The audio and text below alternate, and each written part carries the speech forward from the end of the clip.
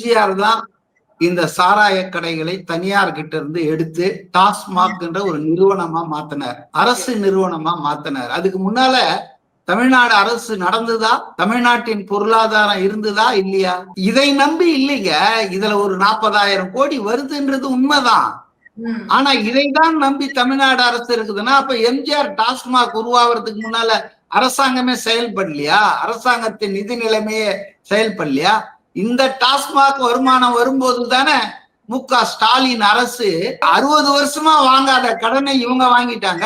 4.5 லட்சம் கோடி தான் 47ல இருந்து 21 வரைக்கும் எடப்பாடி காலம் முடிய வாங்கி இருந்தாங்க கடன். ஸ்டாலின் வந்த உடனே இந்த வருமானம் இருக்கும் போதே நீங்க சொல்றீங்கல்ல, அதான மெயின். அது இருக்கும் போதே 21ல இருந்து 26க்குள்ள 5 லட்சம் கோடி கடன் வாங்கிட்டாங்க. சோ இந்த வருமானம் என்பது நம்மள கடன் வாங்குறதுல இருந்து தவிர்க்க முடியலையே. அதிகமா இல்ல கடன் வாங்கியிருக்கீங்க, கடன் வாங்கின பணம்லாம் என்ன ஆச்சுங்களா அது கணக்கு போடுவாங்க, ஒயிட் பேப்பர்ல வரும், அப்ப பாத்துக்கலாம். Periyar Maniammai Institute of Science and Technology, Tanjavur. CSE with specialization in AI and ML, data science, cybersecurity and more.